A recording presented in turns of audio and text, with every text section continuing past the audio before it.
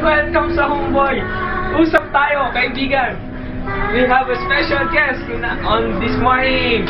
We got Lucky Manzano, the prettiest boy and the hottest boy. Yay! Hey! Woo! Love you, Lucky! Love you! I love you, Lucky! Good morning po, Tito Boy.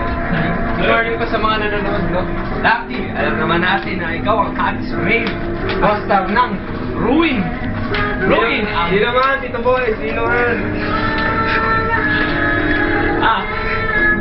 Bago ka namin tanong sa yung napakaganda soap opera, ano yung napapagalitang bakla ka daw?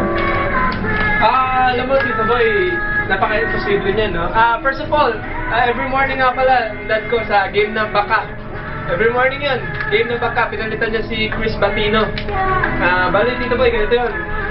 Hindi totoo yung mga kumakalat na balita na yan, no? Kasi, tsaka yung ano pala, yung music, ano namin, yung Bix Live, manood kayo, no?